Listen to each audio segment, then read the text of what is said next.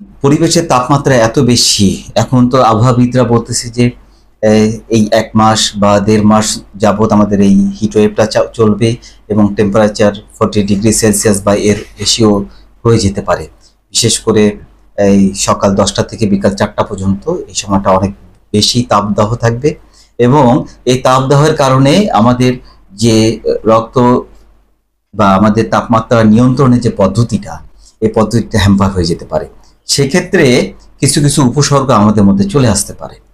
তো এই উপসর্গগুলা আসলে কি রকমের হতে পারে, এটা আমি একজন চিকিৎসক হিসাবে আসলে আমাদের এটা দায়িত্ব কর্তব্য যে সাধারণ মানুষকে বোঝানো যে কারণ আমরা এতে অভ্যস্ত না।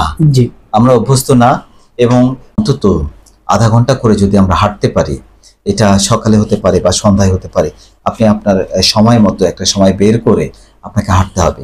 হাঁটলে এবং আপনার যদি স্থূলতা বা যে ওজনটা আমাদের বিএমআই যদি এরকম 23-এর বেশি থাকে, এটাকে যদি আমরা কমায় নিয়ে আসতে পারি, তাহলে কিন্তু এই রোগগুলা থেকে আমরা নিস্তার পেতে পারি। না দিতাম বা ইনি যদি সুস্থ হয়ে আমার কাছে আবার আসলো, এটা যে কতটা ভালো লাগা একজন চিকিৎসকের, আমি হয়তো রোগীর সামনে এটা প্রকাশ করি না, কিন্তু অনেক ভালো লাগে। আবার কোনো রোগী যদি খারাপ হয়ে যায় বা মারা যায়, এই রোগীটার জন্য অনেক রাত আমার গেছে যে ঘুম আসে না। লালমনিরহাট জেলাবাসী, দি ভয়েস অব লালমনিরহাটে আপনাদের সকলকে স্বাগত জানাচ্ছি। দি ভয়েস অব লালমনিরহাট এমন একটি প্ল্যাটফর্ম যার মাধ্যমে আমরা লালমনিরহাট জেলার ইতিহাস, ঐতিহ্য, রাজনীতি, সংস্কৃতি, সর্বোপরি লালমনিরহাট জেলার যে সকল কৃতি সন্তানেরা বিভিন্ন ক্ষেত্রে সাফল্য অর্জন করেছে তাদের গল্প আপনাদের সামনে তুলে ধরবার চেষ্টা করি। প্রিয় দর্শক, আজকে আমার সঙ্গে যিনি অতিথি হিসেবে উপস্থিত রয়েছেন তাকে আপনারা সকলেই চিনেন। প্রিয় দর্শক, আজকের অতিথিকে পরিচয় করিয়ে দিতে আমি একটি কথা না বললেই নয়। আমরা আসলে নায়ক বলতে যেটা বুঝি, আমরা মনে করি সিনেমার নায়ক হচ্ছে নায়ক, আমরা খেলোয়াড়দেরকে নায়ক মনে করে থাকি। কিন্তু আজকে আমার যিনি অতিথি তিনি হচ্ছেন একজন সত্যিকারের নায়ক। লালমনিরহাট জেলার অপমার জনগণের কাছে যিনি অত্যন্ত একজন গুণী মানুষ হিসেবে, একজন মহৎ প্রাণ চিকিৎসক হিসেবে পরিচিত, জনাব ASM শাফিউজ্জামান শাফি। আসলে শাফি বললে হয়তো তাকে অনেকে নাও চিনতে পারেন। লালমনিরহাট জেলাবাসীর কাছে যিনি ডাক্তার মিতু হিসেবে পরিচিত, সেই আমাদের প্রিয় মুখ, লালমনিরহাট জেলার অত্যন্ত জনপ্রিয় একজন চিকিৎসক জনাব ASM শাফিউজ্জামান শাফি, বিশিষ্ট চিকিৎসক বিশেষজ্ঞ এবং সাধারণ সম্পাদক স্বাধীনতা চিকিৎসক পরিষদ জনাব ASM শাফিউজ্জামান শাফি। আপনাকে দি ভয়েস অব লালমনিরহাটে আমি স্বাগত জানাচ্ছি। আপনি কেমন আছেন? ধন্যবাদ সোহেল ভাই, আমি আলহামদুলিল্লাহ ভালো আছি। আমি আপনাকে প্রথমে ধন্যবাদ এবং কৃতজ্ঞতা জানাচ্ছি যে ভয়েস অব লালমনিরহাটে আপনি যে এত সুন্দর একটা প্ল্যাটফর্ম তৈরি করছেন এবং এই প্ল্যাটফর্মে আমাকে আমাকে উপস্থিত থাকার অনুমতি দিয়েছেন বা আমার সাক্ষাৎকার নিতে এসেছেন, এই জন্য আমি নিজেকে অনেক গর্বিত মনে করতেছি। আপনার প্রতি আবার কৃতজ্ঞতা। ধন্যবাদ জনাব ASM শাফিউজ্জামান শাফি। জনাব শাফি, আসলে আপনারা যারা বিভিন্ন ক্ষেত্রে সাফল্য অর্জন করেছেন, আমাদের জেলাকে অন্য উচ্চতায় আপনারা নিয়ে গেছেন, তাদের শৈশব কেমন ছিল, কৈশোর কেমন ছিল, ছাত্র জীবন কেমন ছিল, এই বিষয়গুলো নিয়ে নতুন প্রজন্মের অনেক আগ্রহ রয়েছে। এই জন্য প্রথমে আমি আপনার শৈশব, কৈশোর এবং ছাত্র জীবন সম্বন্ধে আমি জানতে চাচ্ছি এবং নতুন প্রজন্মকে জানাতে চাচ্ছি। শৈশব, আসলে আমি লালমনিরহাট শহরের নর্থ বেঙ্গল মোড়ের গিয়াসউদ্দিন স্কুলের পিছনে একটি বাসায় আমার বেড়ে ওঠা এবং কালেক্টরেট মাঠকে ঘিরে আমার শৈশব বলতে পারেন কেটে গেছে। এবং 8-10টা শিশুর মতোই আমার শৈশব, বা গ্রামের শিশুর মতোই আমি খুবই সাধারণ একটা পরিবার থেকে বেড়ে উঠেছি। আমার প্রথমে পাঠদানের যে পাঠখড়ি বা হাতে খড়ি শুরু হয় চার্চ অফ গড উচ্চ বিদ্যালয়ে। ওখানে আমি 1987 সালে কেজি বা কিন্ডার গার্ডেন ভর্তি হই এবং এরপরে আমি চার্চ অফ গড উচ্চ বিদ্যালয় থেকে ক্লাস 8 পাশ করার পরে আমি ঢাকায় রেসিডেন্সিয়াল মডেল কলেজে ক্লাস 9-এ ভর্তি হই এবং সেখান থেকেই 1997 সালে এসএসসি এবং 1999 সালে এইচএসসি পাশ করি এবং এরপরে আমি মেডিকেল কলেজ, বগুড়া মেডিকেল কলেজে এমবিবিএস পাশ করার পরে বঙ্গবন্ধু শেখ মুজিব মেডিকেল ইউনিভার্সিটির আন্ডারে আমি আমার পোস্ট গ্রাজুয়েশন মেডিসিনের উপরে ডিগ্রি সম্পন্ন করি। আমার শিক্ষাগত জীবন এইরকমই। আর শৈশব কেমন কেটেছে যদি বলেন, আসলে শৈশব সকলেরই একটা আবেগের হয়। আমার শৈশব স্মৃতি আওড়াইতে গেলে আমার চারসবগড় উচ্চ বিদ্যালয়ের শিক্ষকদের কথা খুবই মনে পড়ে, বিশেষ করে তৎকালীন প্রধান শিক্ষক আর এন দাস। উনি আমার কাছে তখন ছিলেন একজন সুপার হিরো। আমি মনে করতাম যে, বা আমি এখন পর্যন্ত বিশ্বাস করি যে আর এন দাস এবং তার যে শিক্ষক মন্ডলীর এবং তাদের সাহচর্য পেয়েছি বলেই আমি আজকে এই অবস্থানে এসেছি। তো শৈশবে আমার ভালো লাগতো আসলে ছবি আঁকতে।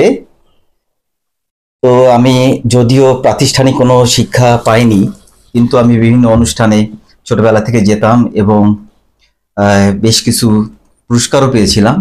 এবং তখন মাঝে মাঝে মনে হতো যে বড় হয়ে যদি ছবি আঁকার মতো স্কোপ আমার তৈরি হয় তাহলে মনে হয় ভালোই করতে পারবো।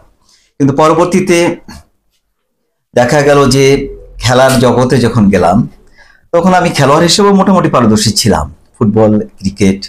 এবং আমি যখন ঢাকায় গেলাম, ঢাকায় গিয়ে তো আমি পরপর 2 বছর নির্মাণ স্কুল, ওই সময় তৎকালীন নির্মাণ স্কুল বলে একটা ক্রিকেট টুর্নামেন্ট চালু ছিল, তখন আমি ক্লাস 9 এবং ক্লাস 10 2 বছর পরপর নির্মাণ স্কুলে খেলি এবং মোটামুটি সাফল্যতা অর্জন করি এবং রেসিডেন্সিয়াল মডেল কলেজে আমি ক্রিকেটার হিসাবে বেশ সুনাম অর্জন করি। এবং আজও যদি আমি মডেল কলেজে যাই, তো আমার তৎকালীন যে জুনিয়র সিনিয়ররা আছে তখন আমাকে সবাই বলে যে ক্রিকেটার সাফি আসছে, কেউ বলে না যে ডাক্তার সাফি আসছে। তো ওই সময় কিছু কিছু সময় মনে হতো যে আমি এই পড়াশোনার পাশাপাশি কি ক্রিকেটার হওয়া যায় কিনা। কিন্তু আসলে বাস্তবতা নিরিখে যখন আমি ইন্টারমিডিয়েট বা এসএসসিতে পড়ি, তখন আমার মা একদিন অনেক কষ্ট করে কিছু কথা বলছিল যে আমরা চিকিৎসা ক্ষেত্রে রংপুর অঞ্চল বা লালমনিরহাটের মানুষ অনেক পিছিয়ে আছে, একটু সামান্য অসুস্থতার জন্য আমাদেরকে রংপুর বা ঢাকায় যেতে হতো। তো সেক্ষেত্রে যদি চিকিৎসক হতে পারিস তাহলে তার কাছে মনে হয়েছে যে এলাকার মানুষের বা দেশের মানুষের সেবা করাটা খুব সহজে করতে পারবো যদি আমার মন মানসিকতা সেভাবে তৈরি হয়। তো আমি আসলে ইন্টারমিডিয়েট পাশ করার পর তখনও সেভাবে ভাবিনি যে আসলে চিকিৎসক হব, যেহেতু ঢাকায় বেড়ে ওঠা ওই সময়। তখন ভাবছিলাম যে ইন্টারমিডিয়েট করার পরে কোনো একটা স্কলারশিপ নিয়ে বাইরে চলে যাব, এবং আমার একটা স্কলারশিপ হয়েও যায়। এসএসসি এবং এসএসসির মার্ক মোটামুটি ভালো থাকার কারণে আমি একটা স্কলারশিপ পেয়েও যাই। কিন্তু পরবর্তীতে এমনকি আমি বুয়েটে আর্কিটেকচারও চান্স পাই, যে আমার একটু লেখালেখি আঁকা আঁকির যেহেতু অভ্যাস আছে। কিন্তু পরবর্তীতে এই মায়ের কথা বা মায়ের ইচ্ছাতেই আমি আসলে মেডিকেল কলেজে ভর্তি হতে বাধ্য হই এবং পরবর্তীতে মেডিকেল কলেজের পড়াশোনাটাকে পেশন হিসেবে নেই এবং এটাকে আত্মীকরণ করি এবং আজকের এই আমি। তো আমার কাছে মনে হয় যে শৈশবটা আসলে 8-10টা ছেলের মতোই আমার শৈশব কেটে উঠছে। অনেক ধন্যবাদ জনাব শাফিউজ্জামান। আমি যতটুকু জানতে পারলাম যে আপনি মূলত আপনার মায়ের উৎসাহেই আপনি চিকিৎসক হয়েছেন। আসলে আমাদের দেশের প্রতিটা মায়েরই স্বপ্ন থাকে তার সন্তান চিকিৎসক হবে, এটা আসলে আমাদের একটি আবেগের জায়গা। চিকিৎসক বিষয়টা আমাদের একটি আবেগের জায়গা। আমরা আপনার মার প্রতি কৃতজ্ঞতা জানাচ্ছি যে এইরকম একটি সন্তান তিনি এই জেলাকে, এই দেশকে উনি উপহার দিয়েছেন। এই জন্য অনেক অনেক ধন্যবাদ তাকে জানাচ্ছি এবং আপনাকেও ধন্যবাদ জানাচ্ছি। আশা করি নতুন প্রজন্ম আপনার এই শৈশব কৈশোরের গল্প থেকে অনেক কিছু জানতে পারবে।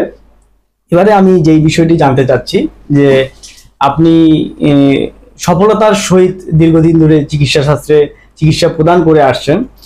বর্তমানে আমাদের এই বছরে যে সিচুয়েশনটা দেখা দিয়েছে যে এবারে তাপদাহটা অনেক বেশি এবং হিট স্ট্রোকের একটি প্রবণতাও দেখা যাচ্ছে। এই সিচুয়েশনে এই হিট স্ট্রোকের যে সিচুয়েশনটা বা উচ্চ তাপমাত্রায় মানুষের করণীয়টা কি, এবং এটা থেকে আমরা যদি প্রতিকার পেতে চাই তাহলে আসলে মানুষের সাধারণ কি কি করণীয় আছে বলে আপনি মনে করেন? আসলে মানে অত্যন্ত আসলে একটা প্রাসঙ্গিক একটা বিষয় নিয়ে আসার জন্য আপনাকে ধন্যবাদ। যে আমরা এখন একটা তীব্র তাপদাহের মধ্য দিয়ে যাচ্ছি, হিট ওয়েভ, এটা এখন আমাদের দেশের উপর দিক দিয়ে প্রবাহিত। এবং আমরা জানি যে আমাদের শরীরের এই যে রক্ত আছে, এই রক্ত আপনার আমাদের শরীরে তাপমাত্রা নিয়ন্ত্রণ করে। এই পরিবেশের তাপমাত্রা সঙ্গে সঙ্গে এই রক্ত নালীগুলো প্রসারিত বা সংকুচিত হয় এবং ঘামের মাধ্যমে সেই তাপমাত্রাকে অনেক সময় নিয়ন্ত্রণ করে। তো এখন পরিবেশের তাপমাত্রা এত বেশি, এখন তো আবহাওয়াবিদরা বলতেছে যে এই 1 মাস বা 1.5 মাস যাবত আমাদের এই হিট ওয়েভটা চলবে এবং টেম্পারেচার 40°C বা এর বেশিও হয়ে যেতে পারে। বিশেষ করে এই সকাল 10টা থেকে বিকাল 4টা পর্যন্ত এই সময়টা অনেক বেশি তাপদাহ থাকবে। এবং এই তাপদাহের কারণে আমাদের যে রক্ত বা আমাদের তাপমাত্রা নিয়ন্ত্রণের যে পদ্ধতিটা, এই পদ্ধতিটা হ্যাম্পার হয়ে যেতে পারে। সেক্ষেত্রে কিছু কিছু উপসর্গ আমাদের মধ্যে চলে আসতে পারে। তো এই উপসর্গগুলা আসলে কি রকমের হতে পারে, এটা আমি একজন চিকিৎসক হিসাবে আসলে আমাদের এটা দায়িত্ব কর্তব্য যে সাধারণ মানুষকে বোঝানো যে কারণ আমরা এতে অভ্যস্ত না। জি, আমরা অভ্যস্ত না এবং এই তাপমাত্রা যখন আমাদের শরীর নিয়ন্ত্রণ করতে পারবে না, তখন বিভিন্ন ধরনের উপসর্গ আসতে পারে। প্রথমেই কোনো কোনো মানুষের, বিশেষ করে যারা কিনা এই রিস্ক গ্রুপ, যারা বয়স 65 বছরের ঊর্ধ্বে, আবার যারা কিনা 5 বছরের নিচে শিশুরা, এবং যারা মাঠে কাজ করে, বিশেষ করে দিন শ্রমিক বা খেলোয়াড়রা, অথবা যারা এই মাঠ পর্যায়ের কর্মী, যেমন কিছু স্বাস্থ্যকর্মী আছেন, পুলিশ সেক্টরে যারা আছেন, বিশেষ করে ট্রাফিক পুলিশ, এরা আসলে একটা রিস্ক গ্রুপে পড়ে, যাদের অনেক বেশি ওজন এবং দীর্ঘদিন থেকে বিভিন্ন ধরনের রোগ ধারণ করে আসছেন, ক্রনিক ডিজিজ যেগুলা, যেমন হাইপারটেনশন, ডায়াবেটিস, হার্টের সমস্যা, আপনার কিডনি সমস্যা, ক্যান্সার জাতীয় রোগ বা অন্যান্য শরীরের রোগ প্রতিরোধ ক্ষমতা কমে গেছে, এই ধরনের রোগ, বা কিছু ওষুধ খাচ্ছেন, যেমন যেসব ওষুধ শরীরের পানি শূন্যতা তৈরি করতে পারে, যেমন ডায়ুরেটিক্স টাইপের ওষুধ, অথবা মানসিক রোগের জন্য যেসব ওষুধ খেয়ে থাকেন, অ্যান্টিডিপ্রেসেন্ট অথবা অ্যান্টিসাইকোটিক ড্রাগস। তো যারা এইসব খেয়ে থাকেন, এবং কিছু কিছু লোক আছেন যারা কিনা অ্যালকোহল কনজাম করেন এবং অনেক বেশি চা কফি বা স্মোকিং করেন, এরা কিন্তু সকলেই এই হিট ওয়েভে এই রিস্ক গ্রুপের মধ্যে পড়ে। তো এনাদের উদ্দেশ্যে আমার বলা যে কিছু কিছু উপসর্গ যদি আপনাদের মধ্যে চলে আসে, যেমন হিট ক্রাম্প। হিট ক্রাম্প হচ্ছে যে আপনার হঠাৎ করে কোনো একটা পেশিতে প্রচন্ড ব্যথা হচ্ছে, আপনার শরীরে প্রচুর ঘাম হচ্ছে এবং পানির পিপাসা বেড়ে গেছে। এই ধরনের উপসর্গ যদি আসে, তো আপনাকে তখন নিজেকে সচেতন করে ফেলতে হবে। আমি এখানে একটু সম্পূরক একটু জানতে চাই, যেটা হচ্ছে যে আমরা যেটা করে থাকি, সাধারণ মানুষ যেটা করে থাকে, যে প্রচন্ড গরমে বাহির থেকে এসে আমরা সঙ্গে সঙ্গে পানি পান করার একটা প্রবণতা আমাদের দেশের মানুষের মধ্যে রয়েছে। এটা কি মানে চিকিৎসা শাস্ত্রে কি এটা সম্মত, না এটা কোনো সাইড এফেক্ট আছে? আচ্ছা, আমি আসতেছি, আপনার প্রশ্নের উত্তর আপনি পেয়ে যাবেন। সেটা হচ্ছে হিট ক্রাম্প যদি হয়ে যায় এরকম, তো সঙ্গে সঙ্গে তাকে সেই গরমের পরিবেশ থেকে একটা শীতল জায়গা বা ছায়ার স্থানে চলে আসতে হবে। ওনার যে পোশাক আছে, পোশাকগুলাকে ঢিলা করে ফেলতে হবে এবং আপনাকে এই পানি খেতে হবে। এটা একদম ঠান্ডা পানি না, নর্মাল পানি খেতে হবে। এবং এই পানিটা এমন পরিমাণে খেতে হবে, একটু পরপর খেতে হবে, যে যতক্ষণ পর্যন্ত না আপনার বমি বমি ভাব হয়। তো আপনাকে ওই গরম থেকে নিজেকে একটা শীতল জায়গায় যেতে হবে, তারপর হচ্ছে আপনার পোশাক খুলে ফেলতে হবে, পানি খেতে হবে। এতে যদি আপনার 1 ঘন্টার মধ্যে ইমপ্রুভ না হয়, তাহলে আপনাকে সরাসরি হসপিটালে যেতে হবে। এরপরের যে স্টেজটাই ক্রাম্পের পরে, এবং ক্রাম্প হলে যে আপনার পেশিতে ব্যথা হচ্ছে, পেশিটিকে আলতোভাবে মাসাজ করতে হবে। এতে যদি ইমপ্রুভ না হয়, আপনাকে হসপিটালে যেতে হবে। এরপরের স্টেজ হচ্ছে আপনার অনেক সময় এর পাশাপাশি একটু মাথা ঝিমঝিম করতে পারে, মাথা ব্যথা করতে পারে, বুক ধরপড় করতে পারে, ঘন ঘন শ্বাস আসতে পারে। তো সেক্ষেত্রে আমরা বলি হিট এক্সজশন। হিট এক্সজশনও আপনাকে খেয়াল রাখতে হবে। এই ধরনের রোগী আমরা বেশ কিছু হসপিটালে এখন পাচ্ছি দিনের বেলা। এদেরকে আপনাকে একদম একটা ছায়া বা ঠান্ডা পরিবেশে যেতে হবে, ঘন ঘন পানির ছিটা দিতে হবে মুখে, হাত পায়ে পানি দিয়ে মুছে ফেলতে হবে, এবং পোশাকটাকে একদম ঢিলা করে ফেলতে হবে। আচ্ছা, এটাও যদি উন্নতি না হয় আপনাকে হসপিটালে যেতে হবে। কিন্তু সবচেয়ে ভয়াবহ যেটা, সেটা হচ্ছে হিট স্ট্রোক। স্ট্রোক শব্দটাই আসলে ভয়াবহ। যখন মাথা ব্যথা আছে, এই স্ট্রোক হয়ে গেলে আপনার শরীরের তাপমাত্রা অনেক বেশি বেড়ে যাবে, 104 ডিগ্রি ফারেনহাইট অথবা এর বেশি হয়ে যাবে। তখন আপনার শরীরের রক্ত তাপমাত্রাকে নিয়ন্ত্রণ করতে পারবে না, আপনার ঘাম হবে না, তখন আপনার শরীরটা শুকায় যাবে এবং লাল হয়ে যাবে, শুষ্ক হয়ে যাবে, এবং আপনার চেতনা তখন স্বাভাবিক না অস্বাভাবিক হয়ে যাবে এবং আপনি অচেতনও হয়ে যেতে পারেন। সেক্ষেত্রে এই ধরনের ঘটনা ঘটলে আমাদের খেয়াল রাখতে হবে রোগীগুলার শ্বাস প্রশ্বাস ঠিক আছে কিনা, এবং পালসে হাত দিয়ে দেখতে হবে তার শিরার গতি ঠিক আছে কিনা। এবং এই রোগী একটা এমার্জেন্সি ভাবে অ্যাম্বুলেন্সে কল করে তাকে হসপিটাল নিতে হবে। এবং এই সময়টায় চেষ্টা করতে হবে তাকে একটা কুল এনভায়রনমেন্ট বা এসি রুম আছে বা এরকম একটা জায়গায় নিয়ে যাওয়া, কাপড় খুলে দিয়ে, যে আমাদের যদি বরফ পানি বা ঠান্ডা পানি পাই, এই ঠান্ডা পানিগুলো তার গলার কাছে এবং বগলের নিচে কুস্কিতে এটা দিয়ে আমরা যতদূর সম্ভব দ্রুত হসপিটালে নিয়ে যেতে হবে। এখন যেটা আপনি বলতে যাচ্ছেন যে এরকম গরম আবহাওয়া থেকে বাসায় এসে আমরা ঠান্ডা পানি খাবো কিনা, এসেই তাৎক্ষণিকভাবে ঠান্ডা পানি খেতে আমরা সবসময় নিষেধ করতেছি, যে এতে যে আপনার আরো বেশি পানি শূন্যতা বা ডিহাইড্রেশন হওয়ার একটা প্রবণতা থাকে। এই জন্য আপনি আগে রেস্ট নেন, রেস্ট নিয়ে তারপরে আপনি পানি খান অথবা অন্য কোনো শরবত। আমি এই প্রসঙ্গে একবারই বলে ফেলি যে এই আমাদের এই তাপদাহের মধ্যে খাবারটা অবশ্যই 3টা জিনিস মেনে খেতে হবে। একটা হচ্ছে সুষম খাবার, একটা হচ্ছে জলীয় অংশ বেশি থাকে এরকম খাবার, এবং হচ্ছে যে আপনার সহজপাচ্য খাবার এবং জলীয় খাবার এবং সুষম খাবার, এই জিনিসটা মেনে চলতে হবে। তো আমি আপনি যদি জানতে চান আসলে কি ধরনের খাবার তাহলে আমরা খাবো, তো প্রথমেই যেটা বলতে হবে যে গুরুপাক খাবার খাওয়া যাবে না, এবং বাইরের কোনো তৈরি খাবার খাওয়া যাবে না, এবং ঘরে তৈরি বিশেষ করে আপনি ডাল ভাত সবজি বেশি খাবেন এবং মাংসটাকে একটু অ্যাভয়েড করেন। মাছ খেতে পারেন অনেক বেশি, এবং জলীয় অংশ বেশি থাকে এরকম খাবার যেমন পানি এবং শরবত, বিশেষ করে এই সময় তো বেলের শরবত, তরমুজের শরবত এবং বা অন্যান্য ফলের শরবত, এগুলা বেশ উপকারী জিনিস। এবং আপনাকে আমাদের আরো কিছু ভ্রান্ত ধারণা আছে, যেমন আইসক্রিমের ব্যাপারে বা ঠান্ডা পানির ব্যাপারে। ঠান্ডা পানি আইসক্রিমটাও আমরা এখন এই গরমকালে খেতে নিষেধ করতেছি, এই কারণে যে আইসক্রিমের যে কম্পোজিশন এর মধ্যে দেখা গেছে অনেক বেশি কার্বোহাইড্রেট এবং প্রোটিন এবং ফ্যাট থাকে, যেটা কিনা আপনার শরীরের জন্য ক্ষতিকর এবং পরবর্তীতে আপনার ডিহাইড্রেশন এবং পানির চাহিদা বাড়ায় দিবে। এই জন্য এইগুলা থেকে আমি বিশেষ করে বাচ্চাদেরকে এই আপনার অনুষ্ঠানের মাধ্যমে জানাতে চাই যে তোমরা অন্তত বাবা এই তাপদাহের মধ্যে আইসক্রিম খেতে যাও না। আচ্ছা, আর খাবারের ব্যাপারে আরেকটা জিনিস খুবই উপকারী, সেটা হচ্ছে যে দইটা কিন্তু খুবই উপকারী। এটা আমরা প্রতিদিনই খাবারের সঙ্গে রাখতে পারি। দই চিরা এটাও খুব ভালো। ফাস্ট ফুড এবং জাঙ্ক ফুডের ব্যাপারে আপনার কোনো পরামর্শ? মানে অনেক বেশি পরামর্শ, অনেক বেশি। আমি আগেই বলছি যে বাইরে খাবার নিষেধ। বাইরে খাবার বলতে আমি আসলে এটাই মিন করছি যে কোনো ধরনের ফাস্ট ফুড যেটা কিনা ফ্যাট এবং প্রোটিন রিচ খাবার, এগুলা একদম অ্যাভয়েড করতে হবে এই তাপদাহের মধ্যে। এবং জাঙ্ক ফুড বিশেষ করে যেগুলা সফট ড্রিঙ্কস, এইগুলা থেকে নিজেদেরকে যতটা সম্ভব দূরে রাখতে হবে। পাশাপাশি যারা চা কফি বেশি খান তাদের ক্ষেত্রে চা কফির পরিমাণ একদম কমায় নিয়ে আসতে হবে। যারা স্মোকিং করেন স্মোকিং কমায় নিয়ে আসতে হবে। যারা অ্যালকোহল কনজাম করেন তারা অ্যালকোহল থেকে দূরে থাকবেন। এটাই আমার চিকিৎসক হিসাবে পরামর্শ। ধন্যবাদ জনাব এএসএম শাফিউজ্জামান শাফি। প্রিয় দর্শক, আমরা অনেক মূল্যবান কিছু পরামর্শ জনাব এএসএম শাফিউজ্জামানের কাছ থেকে আমরা জানলাম। আশা করি আপনারা এগুলো মেনে চলবেন।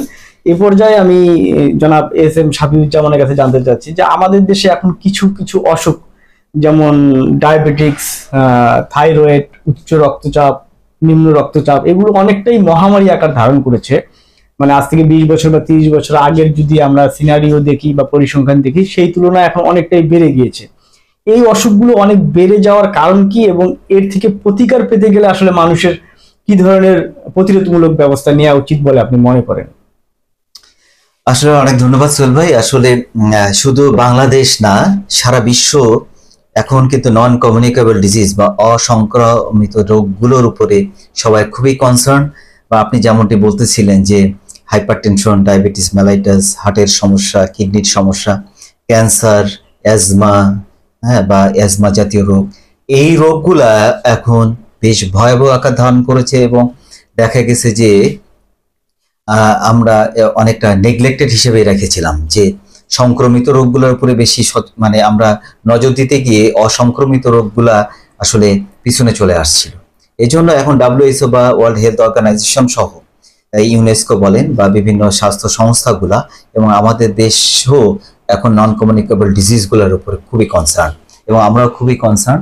এবং আমরা দেখা গেছে যে প্রাত্যহিক জীবনে যে রোগীগুলা দেখে থাকি এর মধ্যে বেশিরভাগ রোগী পেয়ে যাচ্ছে হচ্ছে নন কমিউনিকেবল ডিজিজ। এবং আমরা চেষ্টা করতেছি বিভিন্নভাবে এই রোগীগুলার খরচ কমিয়ে এনে কিভাবে চিকিৎসা করানো যায় এবং তাদেরকে সচেতন করানো যায়। এখন আপনি যেটা বলছেন যে প্রতিকার করা যায় কিভাবে, আসলে নন কমিউনিকেবল ডিজিজ, বিশেষ করে হাইপারটেনশন, ডায়াবেটিস মেলাইটাস, হার্টের সমস্যা, এই রোগগুলা যে হবে না এরকম বলা মুশকিল। এগুলা বেশিরভাগ ক্ষেত্রেই বংশানুক্রমিকভাবে আসে, কিন্তু আপনি যদি আপনার লাইফস্টাইল মডিফিকেশন করেন তাহলে কিন্তু অনেকখানি আমরা এটা থেকে পরিত্রাণ পাইতে পারি। কি ধরনের লাইফস্টাইল মডিফিকেশন? যেমন প্রথমে যদি আমি বলি খাবারের ব্যাপারে প্রতিটা মানুষ যদি 30 বছর পার হয়ে গেল তারপর থেকে যদি কিছুটা সচেতন হয়ে যায়, বিশেষ করে লবণ অথবা চিনির ব্যাপারে, যেমন বাড়তি লবণ, খাবারে আলাদা লবণ আমরা একদম খাবো না, এবং তরকারিতে কম লবণ ব্যবহার করা আমরা প্র্যাকটিস করব।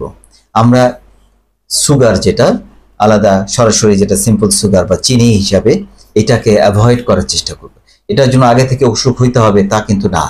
আমরা যদি প্রতিদিন খাবারে একটা সুষম খাবার, যার মধ্যে কার্বোহাইড্রেটকে একটু কমায় নিয়ে আসতে পারি, এবং প্রোটিন এবং ফ্যাটও লাগবে, ফ্যাটকে কমায় নিয়ে আসতে এবং ফাইবারের পরিমাণ যদি বাড়ায় নিয়ে আসতে পারি, এবং পানি এবং খনিজের পরিমাণ, তাহলে দেখা যাচ্ছে যে খাবারের দিক দিয়ে আমরা নন কমিউনিকেবল ডিজিজটাকে কিছুটা অ্যাভয়েড করতে পারি।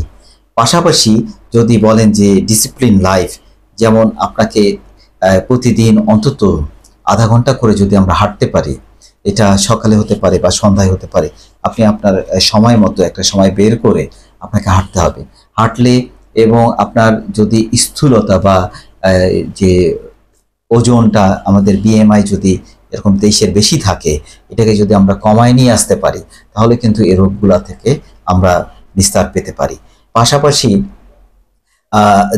দেখা গেছে যে যারা স্মোকিং করে বা অ্যালকোহল কনজাম করে, এগুলাকে অ্যাভয়েড করতে হবে। এগুলা কিন্তু অনেক বেশি এই নন কমিউনিকেবল ডিজিজগুলাকে টেনে নিয়ে আসে। তো এরপরে সেটা হচ্ছে যে আপনার ঘুমের ব্যাপারে। ঘুমটাও কিন্তু খুবই আমাদের এখনকার লাইফস্টাইল এমন হয়ে গেছে যে আমরা খুবই স্ট্রেসফুল একটা দিনাতিপাত করি, বিশেষ করে যারা কর্মজীবী এবং পরিবারের ভার নিয়ে চলি।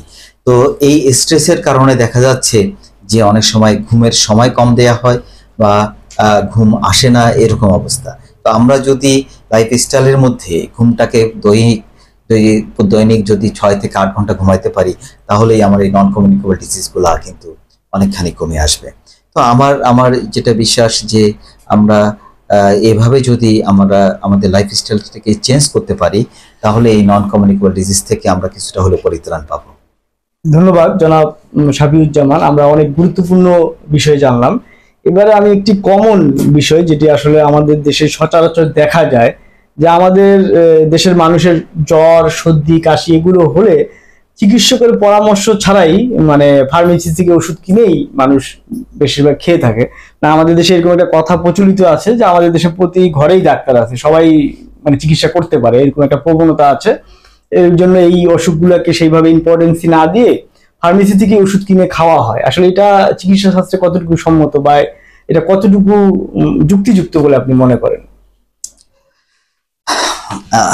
আসলে চিকিৎসক এবং চিকিৎসা ব্যবস্থা, এটা তো আসলে আমাদের দেশের একটা কালচার ছিল।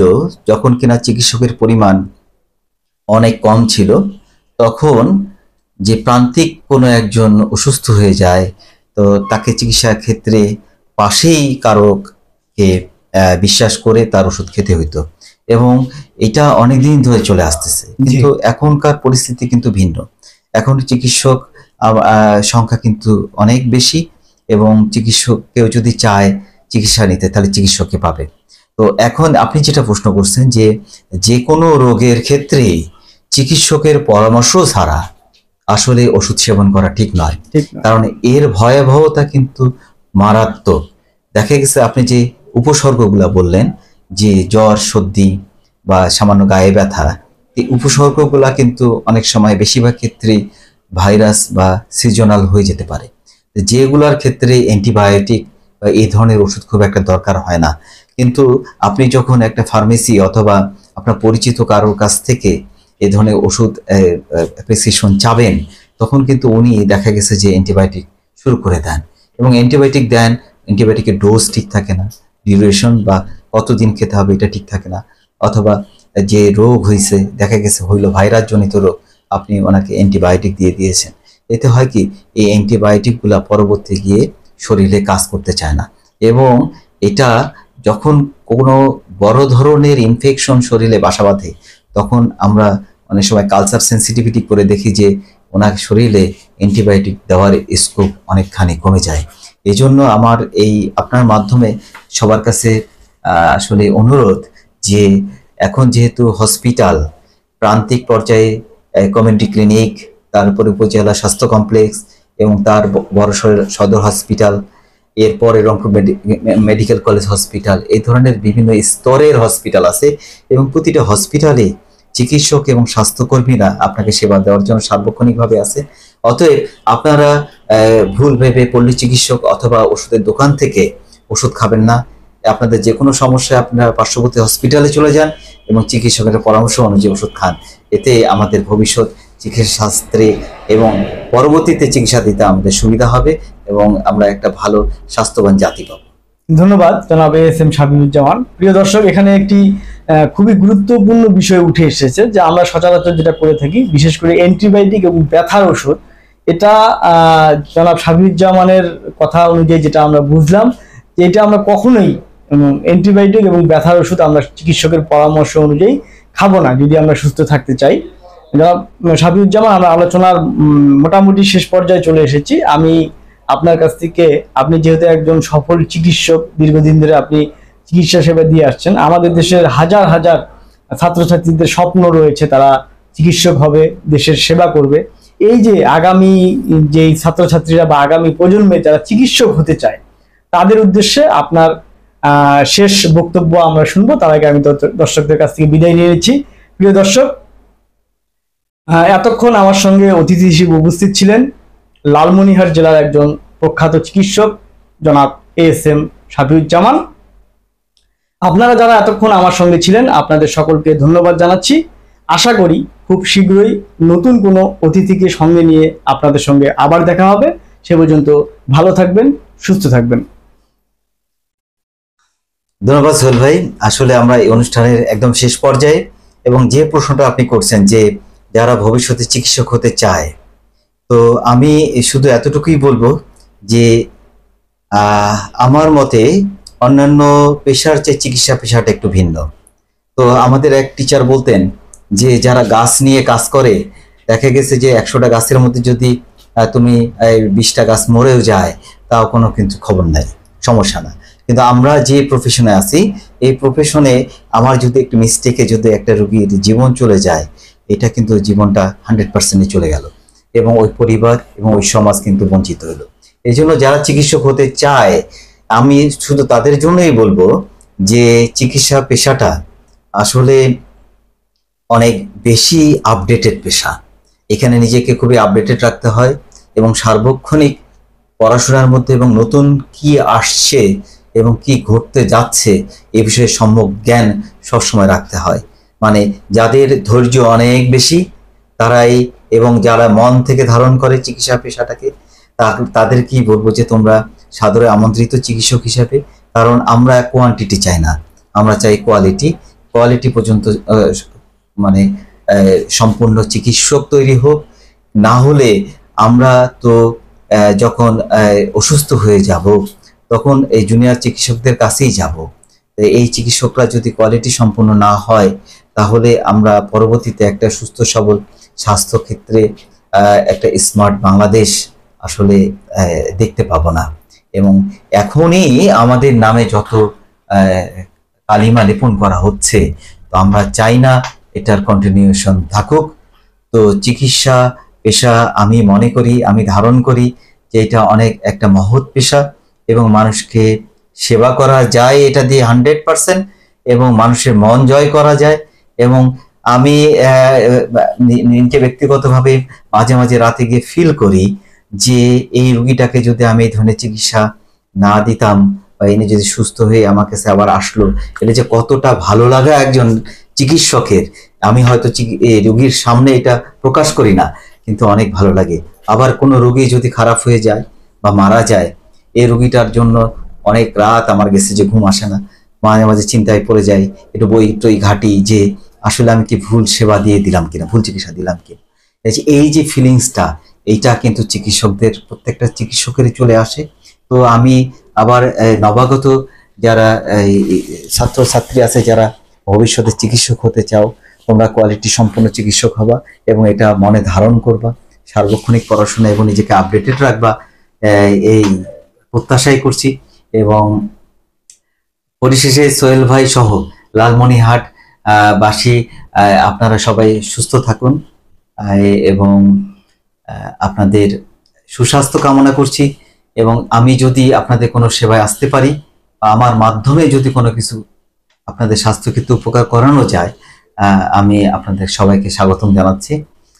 তো পরিশেষে সকলকে এবং সোহেল ভাইকে এবং ভয়েস অফ লালমনিরহাটকে ধন্যবাদ জানিয়ে আমি আমার আজকে